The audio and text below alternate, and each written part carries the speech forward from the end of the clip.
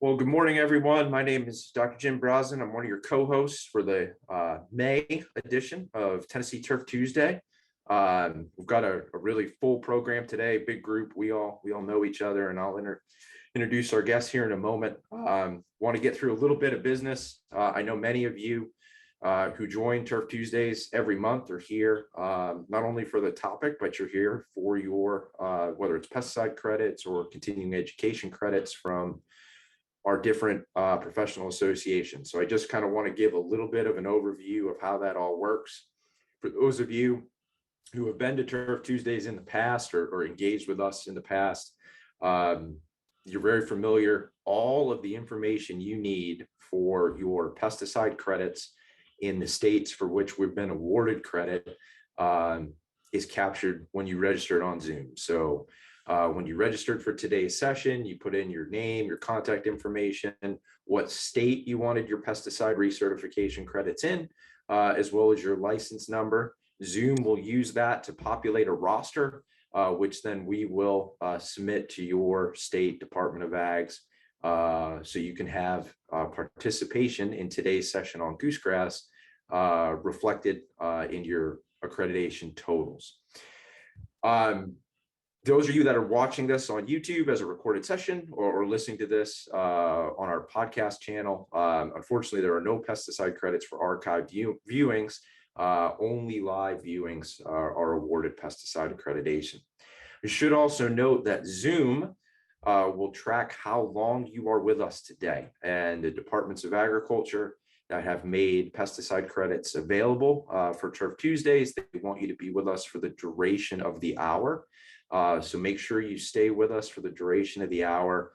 We will do our best to respect the time and get you off and on to lunch in an efficient manner.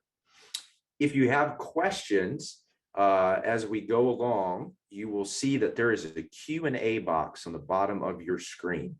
And we would ask that you pose your questions there rather than in the other platforms for which you can communicate with us as panelists. The reason for that is twofold. One, it keeps the questions and the answers threaded. And two, it gives us the opportunity to answer many of your questions aloud. We know that this is by and large an audio format, so we're going to do our best to answer your questions aloud as they come. I think that kind of covers all of the nuts and bolts under the hood business stuff for today's session. I'd like to introduce, I've got several colleagues here with us. We all know each other, and I know many of you listening might not know them. So we're going to go around and have them introduce themselves here in a moment. We've got Tyler Carr, who's a graduate student working for Dr. Sorokin, who is going to help us kind of run today's session. My co-hosts, Dr. Brandon Horvath and Dr. John Sorokin from the University of Tennessee. And then our guests today are Dr. Travis Gannon from North Carolina State University and Dr. Matt Elmore from Rutgers University in New Jersey. So before we get into Goosegrass, for those of you who might not be familiar with our guests, why don't we do a little bit of brief introduction about who you are and why you're here, and then we'll go from there. Matt, do you want to start? Sure, yeah. My name is Matt Elmore. I work at Rutgers University right now. I've been here about 5 years. My specialty is similar to Dr. Brosnan's turfgrass weed control. And so I'm in the Northeast, although I actually started my career as a graduate student at the University of Tennessee and got both my degrees from the University of Tennessee working with Jim and everyone else there. Then I moved to Texas to work in turf at Texas A&M, and now I'm up in New Jersey. So really my focus is cool season turfgrass. We've been working a lot with weeds that kind of seem to be moving up from the southeastern United States into cool season turf and establishing themselves as new weed problems. So it's great to be here today, and I look forward to talking with everyone. All right, don't be shy. Who's next? Travis, you want to go next? Sure. Good morning. It's my pleasure to be with you all. I'm Travis Gannon. I'm a faculty member in the Department of Crop and Soil Sciences at NC State University. We all collaborate on a number of different projects, and a lot of my research focuses on not only weed control, but also different factors that affect herbicide fate and behavior with the mindset of minimizing potential adverse effects, whether it be human or environmental, all the while increasing efficacy and or optimizing efficacy. So again, it's my pleasure to be with you all this morning. Very much look forward to interacting.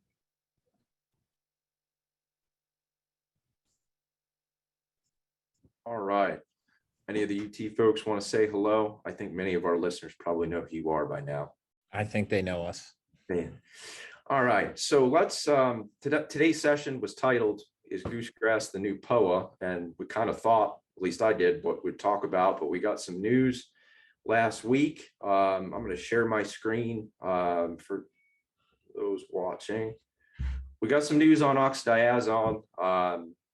That is a logical jumping off point. When I made kind of the outline of what we might talk about today, this was last, and then on Friday it jumped to first. Travis, do you want to give folks a little bit of background on the Oxadiazon situation, and we'll just kind of talk about what we've learned over the past year with it?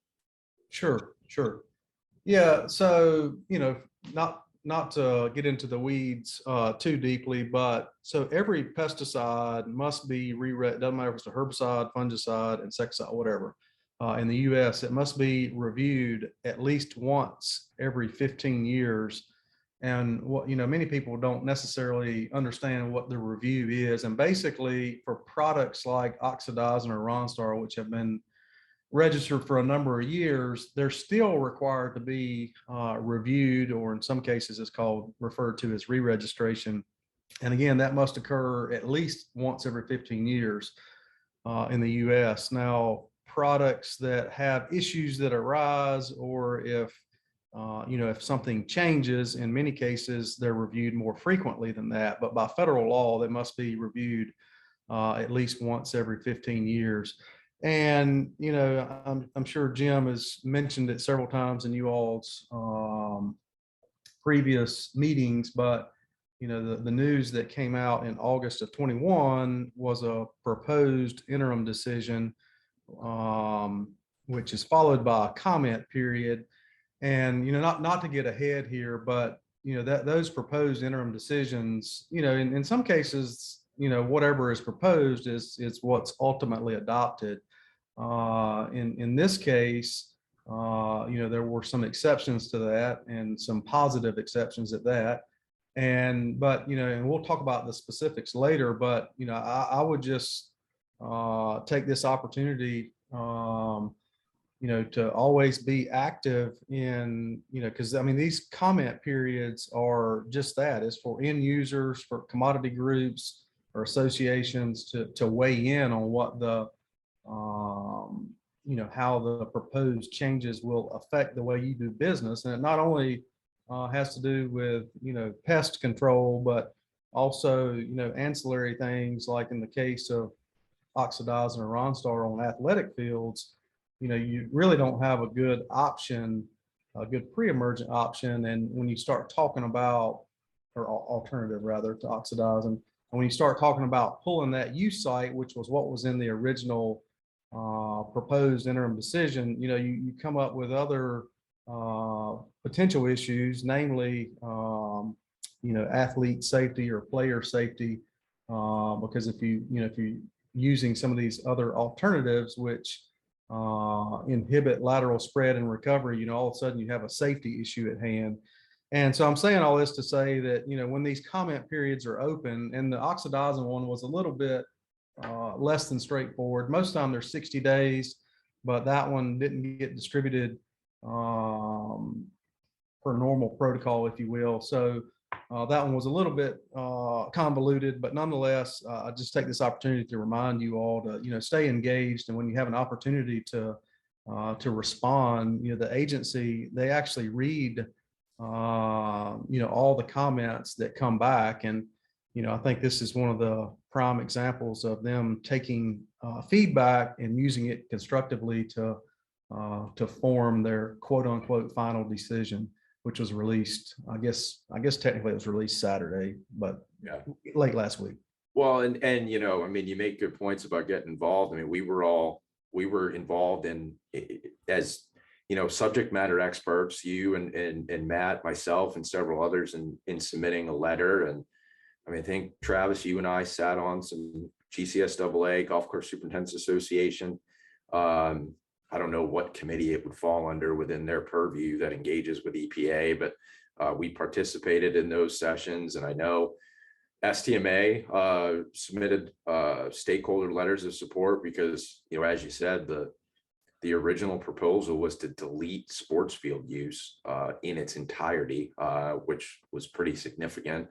And then TPI was also involved as well, because there were some pretty significant restrictions being proposed for sod farms to go along with the golf uses that would have eliminated greens use, eliminated tee use, eliminated rough use, just kind of really made it harder for people to use the product for goosegrass control. And based on our data, it's probably the premier goosegrass active, if not one of them. I mean, would you say the same, Matt? It's up there when we think about pre's for goosegrass?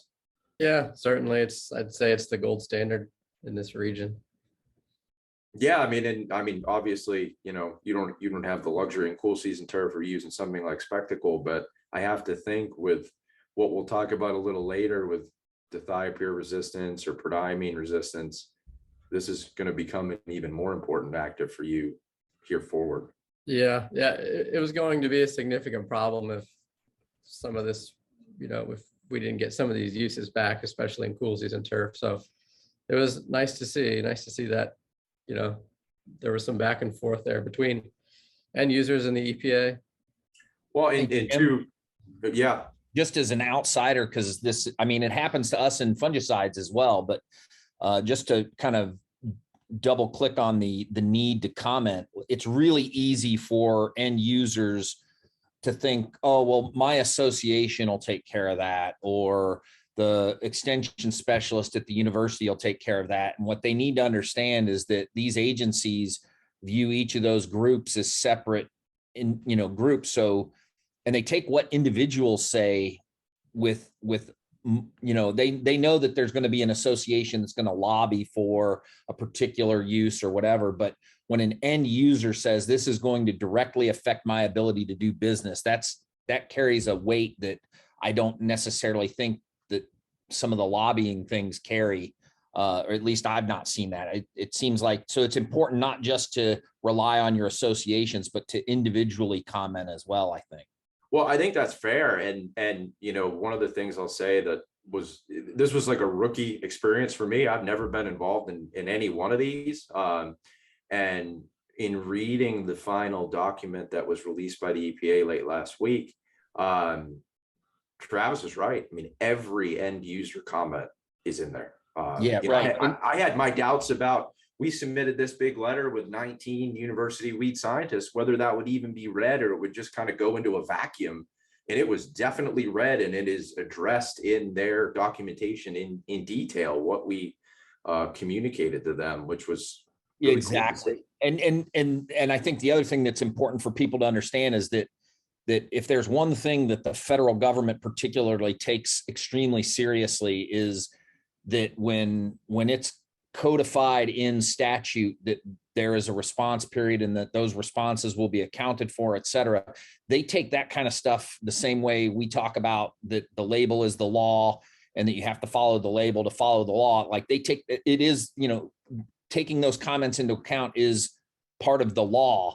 And so they follow that and account for those things. And I think the other thing to keep in mind too is that it's very easy when you see some of these things come out, like the preliminary decision where it's going to eliminate all these uses, to fly off the handle and write some sort of social media type comment letter to the EPA. That's the kind of stuff that they don't take seriously. So if you fly off the handle with a bunch of the sky is falling kind of things, it's far better to very almost dryly document your uses, how you use it, how it's going to affect your bottom line, what your alternatives are, and why those alternatives are not acceptable, and just very, very dryly kind of productively comment on those uses. That's a huge piece of the puzzle. Yeah, agreed. And I'll say that from the interactions Travis and I had with the EPA on this, they were pretty appreciative of the dialogue in the meetings and having some things about use in turf brought to their attention that maybe they weren't aware of. I mean, one of the things that comes to that list right away, Travis, is the conversations we had about irrigation and how the herbicide is irrigated into the soil in order to work effectively. They were very appreciative of that being brought to their attention. Right. Well, I think it also shows, you know, I think all of us on this panel can testify to the fact that almost every time that the economic impact of our industry, like writ large, so we're talking from sod production to cemetery to airport, whatever, that when that economic impact is actually looked at and evaluated, it's always a mind-blowing thing, because people take for granted that around every building, around every doctor's office that they go to, around every college campus that they visit, around every park that they go to, there's turf grass there. And that turf grass generally is managed at some level. And one of the base level management practices is some form of basic pre-emergent weed control, right? And that gets missed by somebody that's a regulator for the EPA. They don't wrap their head around that. So when they just drop off these uses, they don't think that it's going to be, oh, there's not that many sports fields. Well, it turns out there are, because they're in every park and those kinds of things. So I think it's important that we always are highlighting that in our comment as well. Yeah, agreed. And, just to kind of get through what was the final verdict here, because I know that, we've got a lot of folks that manage lawn care here, and this isn't much of a lawn care product, but has its places in parks as well as golf and sports turf and sod farms. There were really kind of 6 key action items with the final decision. The first is that oxadiazon herbicides, so Ronstar, and then anything else with oxadiazon in it would become a restricted use product, limited for use by certified applicators. Number 2 is that the oxadiazon use will continue for golf, sports fields, parks, and sod production. Number 3, there were some rate changes. The single application use rate is capped at 3 pounds AI per acre. Many of you listening may remember that there was some verbiage on the existing oxadiazon labels for applications to go out in high weed pressure situations at 4 pounds AI per acre. That'll continue on golf courses if they're using a granular product. If it's only liquid delivery, as I understand it, guys, it's going to be a 3 pound AI application, 6 pound AI per year total. We had some long conversations about intervals between applications and what would make sense based on, obviously, Matt, in New Jersey, your application re-intervals there in terms of when you would need to make a sequential are going to be very different than maybe when you were formerly in Texas. Yeah, there may not even be a need for reapplications in New Jersey from some, a lot of our data shows. So definitely different. Yeah, because your season's shorter for a summer annual weed like this. Number 5, golf course playing surfaces. All playing surface types will remain: fairways, roughs, greens, and tees. However, they did put a cap that less than or equal to 30% of the total managed turfgrass area can be treated in a year. And then the final point is that golf courses and sod farms need to have a 10-foot vegetative buffer when treating areas adjacent to surface water. I mean, that's kind of the overview. Before we hopped on today's session, we were chatting about how that 30% number on golf courses might be, I don't know, what would you guys say? A little bit of a hindrance to some based on the footprint of the facility? Yeah, definitely right on the line. I think for, if you're thinking of this as a fairway product, it depends on your course, but the average golf course might be 150 acres, 100 of that might be managed turf. So you're looking at maybe 30 acres of use. I think it's right on the line for a lot of us where it's applied to the fairways. Now, we were also talking about some of those more subtropical, tropical locations where it's applied across the entire golf course almost, or the entire area of managed turf. So you might want to comment on that. But Yeah. So is goosegrass an issue in like Arizona, Phoenix, like those kinds of places where you might have like most of the managed turf grass is actually fairway green tea and that's it? I mean, I don't know for sure, Travis. I think you've done some work out in the desert Southwest. You care to chime in on that? I've never worked out there. I mean, it's certainly an issue, but nothing like as in the Southeast and in the deep South. So, Okay. yeah. Because that's one of the areas where I would think that would be a real problem if you could only, apply 30% of the area. That's when it's only greens, tees, and fairways. That's Tricky. Basically, it seems like to me that you just want to have, and this kind of fits into the discussion that you guys are having now with herbicide resistance issues, that you want to have some sort of rotational strategy, that thinks about these kinds of limitations of, okay, well, if I applied it to roughs this year and then I want to apply something different to my fairways, tees, and greens. And then if I apply it to fairways, tees, and greens, or, fairways and tees or whatever, that you just want to have a rotational strategy built in, that you're applying different things to different areas, right? Right. Yeah. I think Go ahead, Travis. what you all have hit on is just going to force people to think more long-term and, think about rotating their oxidizing across different parts of, if you're on the golf course, different parts of the golf course.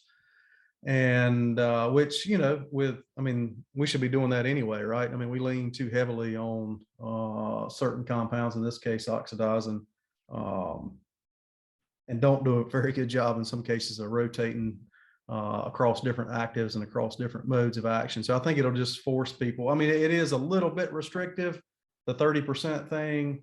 And, I don't know all the pesticide laws in Tennessee. I'm not familiar with all of them, but, the big thing in North Carolina is when it becomes restricted use, you're required to keep a lot of more detailed records. And, I would just caution people that, that there's a little bit of chatter out there that people, well, we'll just continue to use it the same way we have. Well, that's your choice, but, everyone needs to be cognizant that with it being becoming a restricted use pesticide, you're required to keep a lot more detailed records. And, it doesn't take somebody very long to calculate area on the golf course with whatever, Google Earth, and compare that against how much you used. And, and that's one of the reasons EPA elected to make it restricted use, was just to keep a closer tab on how much was used and where it was used. So I think that's a good reminder for end users. Travis, we had a question come in the Q&A box. 30% of total acres or 30% of total managed acres? I believe it's managed turf, right? It is, the verbiage in the docket is managed turf. And managed is going to include anything that is turf grass covered that you could conceivably manage at some level, right? I would imagine, yeah. I mean, go ahead, Travis. I would agree. And at the end of the day, I think, and I'm speculating here a little bit, but I think that's going to, quote unquote, be regulated by the individual state departments of ag. But it's in the docket, it's managed turf. And, what is managed turf? Well, if that's once a year. Right. Right. Like it's a little bit ambiguous, right? Well, a lot of golf courses have put in those no mow areas that they keep native, but they'll go in once or twice a year to mow down the broadleafs or the the woodies that are starting to emerge. So that could technically be managed turf. Many of those sites are sprayed, yeah, right, for weed management, to try to keep them with the desirable species they want in there and the undesirables out, which to me, that's managed. Yeah, definitely a broadleaf is used a lot. Yeah, it's back to one of our friends that likes to call those highly managed turf tall grass areas, as opposed to. Yeah, I don't know that they're naturalized all that much based on how they're actually maintained. Right. So switching gears out of Ronstar, where do you guys want to go? You want to talk resistance? You want to talk emergence? I mean, I didn't mean to do that. I hit the wrong button. Just trying to close a box. no worries. You guys want to talk resistance? You want to talk emergence? I know I'm getting emergence questions. I tweeted a picture the other day. I'll share that here in a minute. Saw my first emerged goosegrass of the year on April 29th. Matt, I know you've been doing emergence modeling. You want to talk a little bit about kind of where that's at? Yes, it's been a little bit of a frustrating endeavor to actually try to model it, but we're talking about emergence because a lot of our main tools for weed control are pre-emergence herbicides, at least our most economical and effective. So obviously we need to get them out before goosegrass emerges from seed in the springtime. And that's a little bit tricky to try to pinpoint, and at least especially with talking with stakeholders here in New Jersey, is when does it actually come up? We don't really see it here. You don't see the large plants until mid-July. But one of the things we found is actually, that it's actually emerging in mid-May typically here in New Jersey. So we've kind of tried to put some temperature parameters around that. The one thing that's been interesting is it's so variable from site to site, even on the sites where we did our research. So generally it came up in mid-May, and we sort of put a growing degree day value on that, which was about 55-degree base temperature. So whenever we had temperatures, when we were accumulating 5 to 10 growing degree days Celsius above 12°C for a few days in a row, we typically saw emergence. So basically when your average temperature is probably around 65 degrees, so that's day and nighttime temps for a few days, we typically saw emergence. I'd say that's more of a rule of thumb than anything. And we looked at soil temperatures. The soil temperatures usually had to hit at least 65 degrees in the middle of the day for a few days in a row. But that's New Jersey. It could be, totally different depending on where you are in the country. I think the thing that we found is, well, it emerges a little bit sooner than we think it does, right? Because, in this part of the country, we don't see it till the 4th of July. Usually you don't start to think about it, but it actually, again, comes up in early May. And I think the general consensus was, well, maybe it's actually coming up in June. But again, generally in our kind of fairway type areas, we've kind of seen that mid-May timing. We have not seen it yet this year, but I know, Jim, you have down there in Tennessee. So our soils are right around 60 degrees in the middle of the day right now. So I think we're getting close, but yeah, we've really struggled to put a good, model behind it. Again, I think there's a big factor of biotype as well. We've seen it with resistance relative to crabgrass in terms of herbicide resistance, where goosegrass tends to have this propensity to develop herbicide resistance more so than other weeds, kind of similar to annual bluegrass, which I guess is the title of our talk today. Yeah, so it has this propensity to adapt. And I think we may be seeing that with emergence as well. On golf courses where, maybe you had a strong pre-emergence program, maybe that emergence is delayed as that plant, the biotypes there have adapted to letting that pre-emergent run out and then germinating, whereas others, we've seen it very early and it almost the whole population, germinates within a month, where others, it's germination is stretched out through the whole summer. So, I'd say that the general rule there was what I tried to put out was, soil temps that get up to 65 during the day at about 2 inches. But it's I think, again, I don't know what you've seen in terms of calendar day. That almost might be just as easy as trying to put one of these models behind it, Jim. Well, I mean, it's interesting, that photo was taken probably after 3 or 4 days where we had high temperatures over 80, full sunlight. Looking into our soil temperature stuff, we cracked over that 65 Fahrenheit number, and we've got some emergence. And then have since dipped back below underneath that again to only creep up later on this week above 65. But yeah, I'm like you, Matt. I don't think we have a singular flush event. I think that we have multiple goosegrass emergence or opportunities for goosegrass emergence in a year. I mean, Travis, I don't know if you were involved. There was some work done in the Carolinas a couple of years ago where I think they showed that you can have goosegrass emergence in August that'll still produce a viable seed, right? Correct. Correct.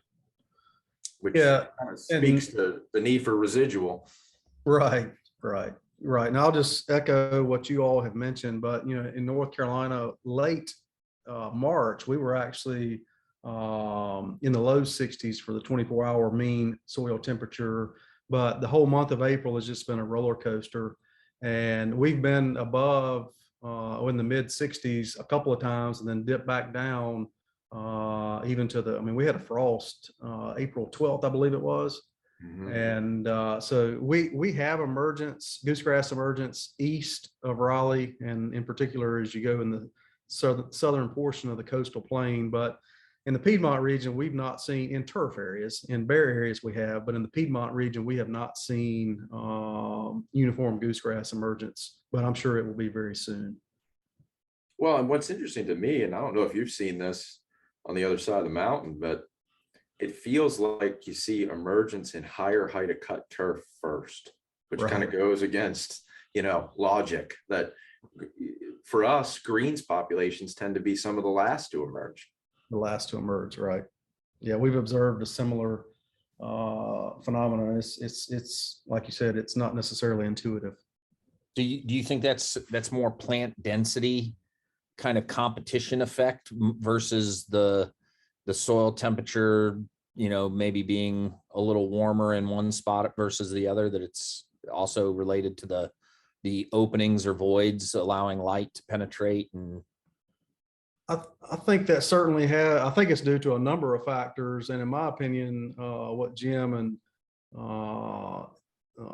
Elmore hit on with, particularly the different biotypes, I don't know that we know a whole lot about all the different types of goosegrass biotypes and ones we're selecting for based on management or herbicide inputs. I don't think we have a good, and maybe Dr. Elmore can elaborate on that, but I don't think we have a good handle on the genetic diversity and the different biotypes that are present in different parts of the course and different geographic regions, et cetera, et cetera. But I think, to answer your question, I think it's due to a number of factors, including plant density and soil temps, among other things. yeah, so population biology has to play a role too, right? So there's Absolutely. Is goosegrass an outcrosser or a selfer? I believe Sulfur. it. Yeah, Matt, did you say sulfur? Yeah, highly selfing. Yeah. Okay. Yeah. But So I think once you get populations in your particular area, they're going to be relatively similar, but what populations are successful, have probably evolved to compete well in that situation. Yeah, to be adapted in that environment, right? And I agree with Travis. There's a lot we don't know about. When is it coming up? And go ahead, Jim. I was going to say, you just think about like in bent grass on a green, there's got to be a cumulative stress effect in our region to make those opportunities manifest later, Brandon, right? Whether that's a disease scar, the buildup of traffic around cleanup passes, et cetera, that's just going to make that opportunity maybe a little bit deeper into the summer season. Sure. And you certainly would have to imagine that a population that's going to be adapted for, emerging on a height of cut that's much lower than a lawn height of cut, that those are two different, sets of plants that have to be selected for with all of those kinds of pressures. Yeah, right. And I think that when we think about control, far too often, the end of the thoughts kind of end, by Memorial Day, no one's thinking about goosegrass control anymore. But the data are pretty clear that if you have some escapes that are present in July or August, they're going to produce viable seed and just help the population continue into the next subsequent season. Yeah, we've even seen late August, early September seedings where goosegrass is the prime weed that infests those seeding areas. And usually when we seed in late August, mid-September, we think, well, we've escaped all the summer annuals. Now's a good time to seed, but in some cases, it's not always the case. I can share a screen share real quick of just we've talked about modeling and all these biotypes and everything's different, but one thing, that could help at your facility or your properties are just, scouting for goosegrass seedlings. Can we all see that? Or did I? Yep, you're got good. Okay, so, getting down on the ground and looking for seedlings isn't always, the most fun, but you can try to scout some of these areas that have been historically problematic and try to figure out, okay, when does goosegrass emerge? When does crabgrass emerge?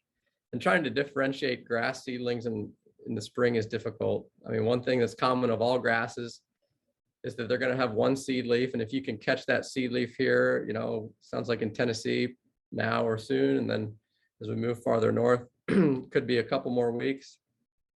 But if you can catch them when they're at that seedling stage, you can usually identify them. With goosegrass, you notice on the left-hand side of the screen here, those cotyledons and the seed leaves are very ridged, or have that appearance compared to the crabgrass on the right, which is again the other grass that's going to dominate in these areas. The crabgrass leaf tip is also a little bit more pointed, at least on the seed leaf, if we compare to the goosegrass, at least that initial seed leaf. So again, those are just some things to help there. If you want to start to learn how to scout for this weed, that might be one way to sort of adapt, sort of tweak some of these rules of thumb we've talked about in terms of temperature, adapt them a little bit to your facility maybe. So Matt, based on your work the past few years, I mean, you've been doing more goosegrass control and cool season work, cool season turf, I mean, maybe anyone. Anything you feel really strong about from a control standpoint in cool season turf, particularly in lawns, maybe? Yeah, in lawns, well, yeah. So in lawns where our primary pre-emergence oxadiazon is not available, and I think I see goosegrass more common in municipal areas where there's a lot of traffic. There's a lot of thin turf, those sorts of areas. Occasionally we see it in lawns. I think regardless of where it is, we don't, I think, understand enough about goosegrass ecology to make a whole lot of recommendations on how we can really integrate herbicides with other things. I think the biggest thing is it is a weed that is more problematic where turf competition or even competition from other species is poor. So we usually see that in the bare areas. Goosegrass, for some reason, is adapted to these high traffic bare areas and it's competitive there, whereas it's not going to be competitive where we don't have a lot of wear. We've even seen, a lot of times we usually see, if you have a bare area and there's crabgrass in there, the crabgrass is much more competitive than the goosegrass. It's not until you put some kind of factor of wear or traffic that goosegrass then gets the competitive advantage. So I think the one thing is it's taught us is it's a poorly competitive weed. We've also done some work looking at nitrogen and mowing height that we started last year. And basically we found as you increase the mowing height, and along with it, the nitrogen, you get less goosegrass. So it's not as competitive in a dense stand of turf as crabgrass.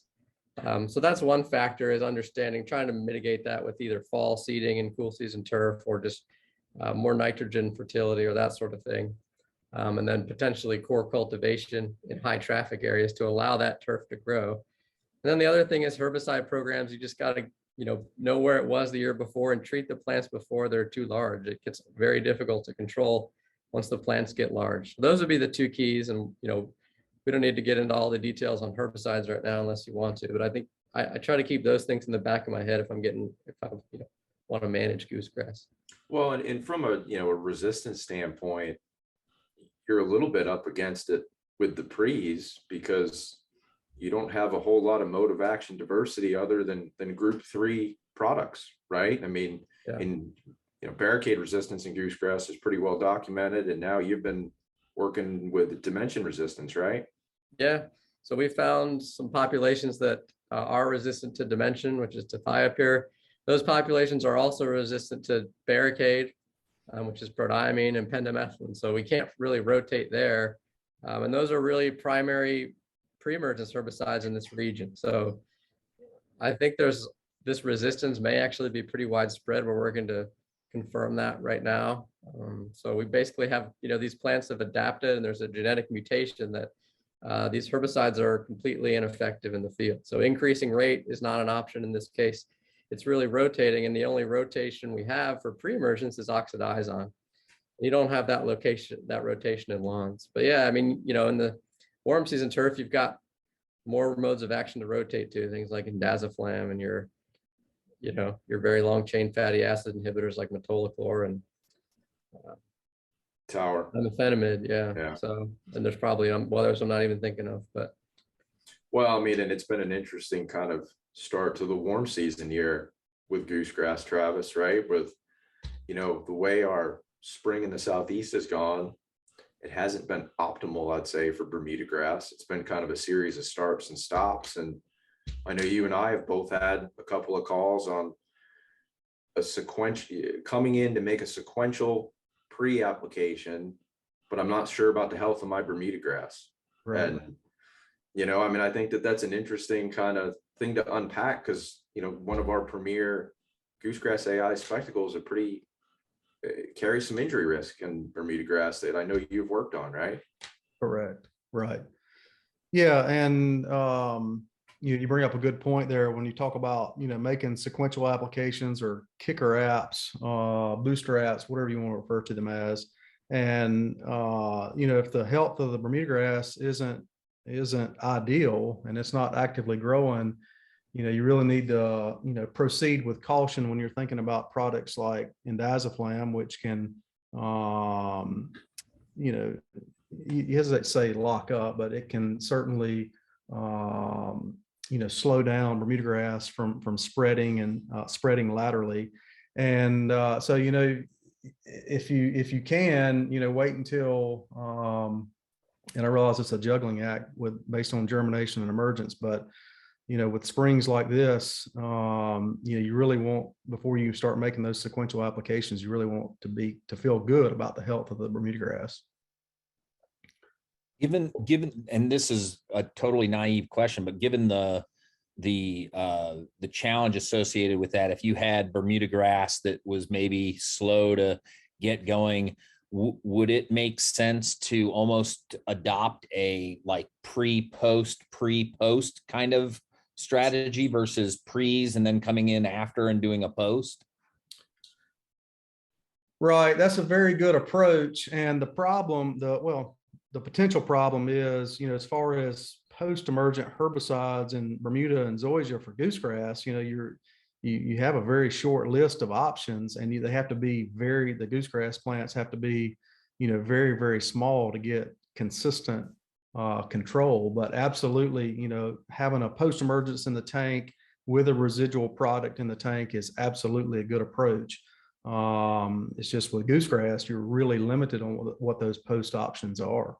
Gotcha. Well, and Brandy, you and I talk all the time about how pathology and weed science interact, but we don't talk about the interaction enough. I was on a course this week, and they've seen a little bit more mini ring on fairways. They've seen spring dead spot on fairways. They're attributing a lot of that to not only the weather that we've had for the this spring, but also just the cumulative effect of increased play, because some of the traffic stress from carts and golfers layering on top of this now, making their weed control decisions a little bit more complicated than they have been in the past. Yeah, for sure. With golf kind of booming in after, lockdown and then post lockdown, that's gonna change the dynamic a bit. I mean, because like mini ring, for example, that's a stress related pathogen, right? It typically, yeah, you see it pop up kind of mid to late summer as the turf starts to slow its growth, as the Bermuda starts to slow down its growth. And then a lot of what you see in the spring is residual disease activity that was present in the fall that just has never been taken care of. And it just is hanging around, and you sit there and look at it until the grass starts to grow again. And that's exactly what this situation was. What they didn't get onto the block of kind of accepting or maybe knowing full bore that they had mini ring issues, and now they're staring at those symptoms here in, well, now May. Yep, exactly.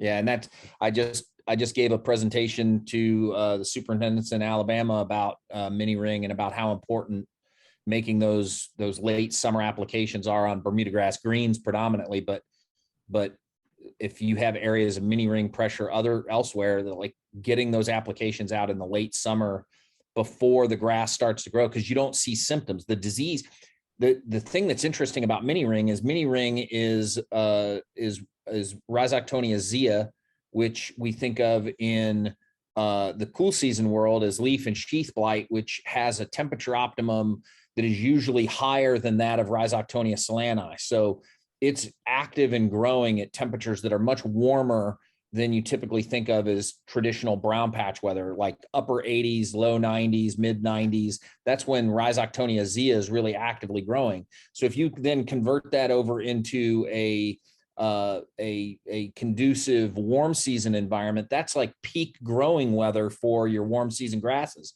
So you have this fungus that's growing and potentially infecting the turf when you'll never see the symptoms to develop, because the grass is rapidly turning over its leaf tissue and you're just not seeing any symptoms. But the moment that plant starts to dip down its growth rate, that's when you start to see symptom development, and it's too late to really get aggressive with fungicide applications and recover anything. And so getting those preventative applications out prior to symptom development is very important part of effective mini ring control. And then you add in traffic and all of that kind of stuff with disease activity, and then you weren't on the program early enough, and then those late summer, early fall applications are so critical, because if you don't get those down, you're going to sit and stare at it until you get to that weather again in the following year, because it's just not going to recover. Yeah, then you've got to choose between the 4 herbicides Travis has on the screen here to put. What are you going to put down with some uncertainty on your Bermuda grass? I got a lot of problems with goosegrass in areas like this. Travis, you want to walk us through what's on the screen? Yeah. Can you see? Is Yep. it maximized now? Okay.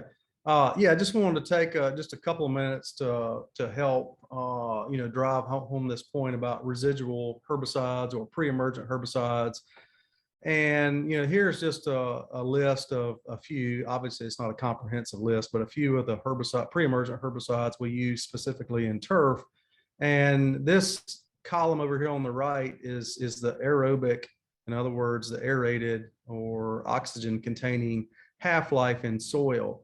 And this, so, don't overthink it. This is the amount of time required for half of that active ingredient to be degraded or otherwise dissipated in a soil system. And of course, that's what we're thinking about when we're talking about pre-emergent herbicides and efficacy against annual weeds in turf.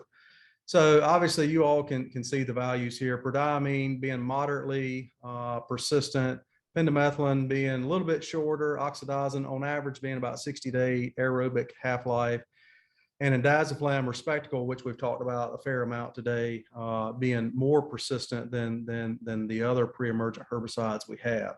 Now, what does this mean, or how does this equate to amount of control? Everybody wants to think that, well, the longer the herbicide persists, the more control I get, which is correct on one hand, but you also have differing sensitivity among different weed species. And there's a lot going on here, but let me just kind of distill it down quickly. So these white bars, if you will, are 4 different bars. One's for signal grass, barnyard grass, crabgrass, and then here on the bottom is doveweed.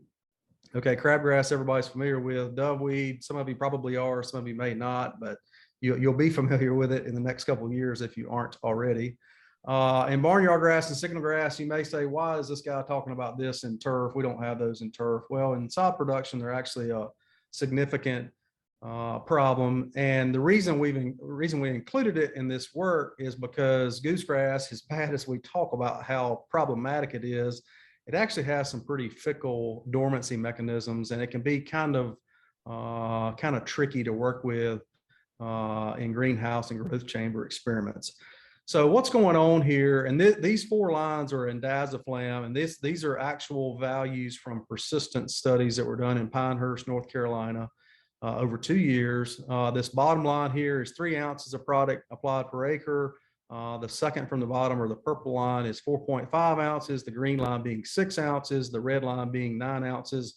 which is, a labeled rate, but certainly we don't recommend that high of a rate as a single application.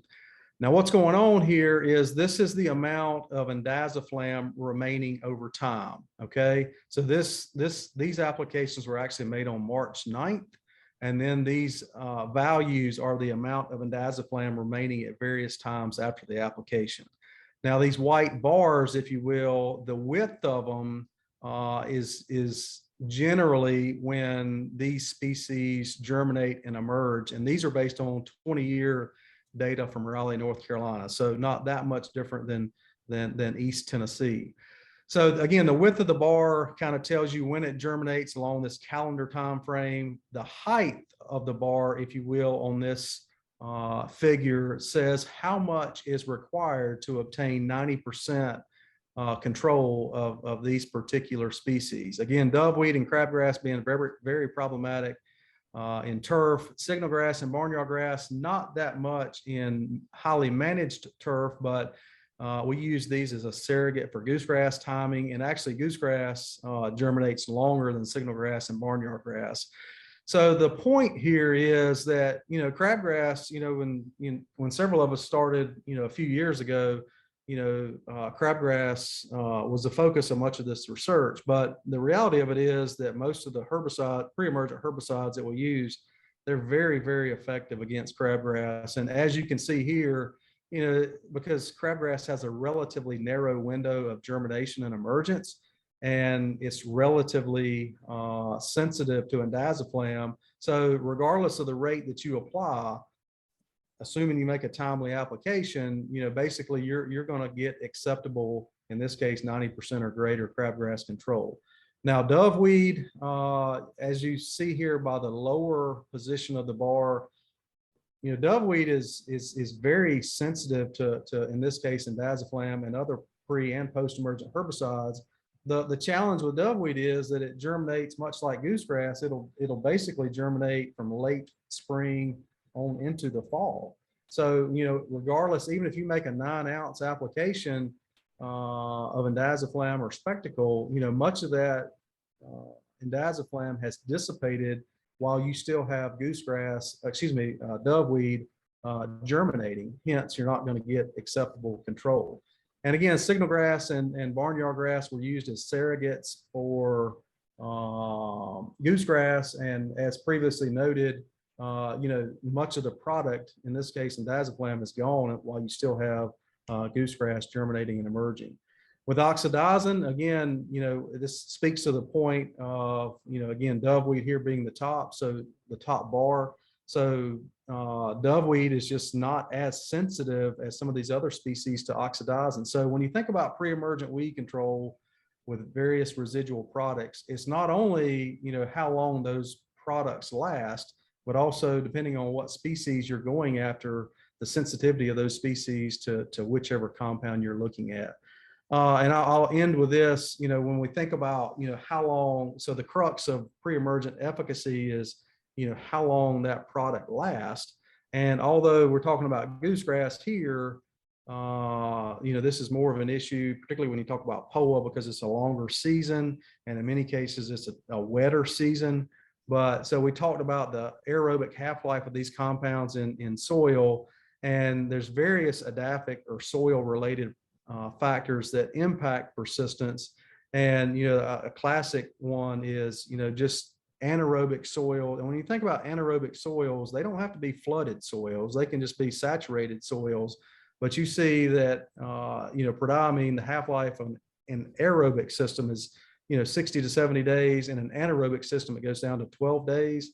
The same thing with pendimethalin. So, the point is there's a lot of factors that impact the efficacy of these residual compounds. And, like Matt mentioned earlier, wherever the weeds were this year or last year, they're going to be there in future years. So, use that as an opportunity to map areas and plan your management programs accordingly to optimize efficacy. I believe the good Dr. Horvath has a question. Dr. Gannon, does that mean, is that why when I have a really wet year, I get breakthrough of my pre-emergent products? Is that part of the reason? Winter. Gosh, that's Just Travis, makes sense. the point you brought up too about the extended germination of that, goosegrass throughout the year, we don't have that residual pre-emergence there. And to Brandon's point, the interesting thing is in cool season turf, especially if we get a wet year, the turf health also declines as we go through the summer. And that turf is on the ropes as we get to July and August. And so especially in those wet years, I think in cool season turf, where again, it's declining throughout the year and that goosegrass is going to be very competitive. Those are the years where you really need to have those post-emergence herbicides on hand and be scouting, because at that time of year, goosegrass advances rapidly through the development stages, and your herbicide options, especially in bentgrass, get limited pretty quick once those plants start to tiller. So, and I think that's a key takeaway from today for everybody listening, particularly those folks that might be working in lawn care or even in the golf market too.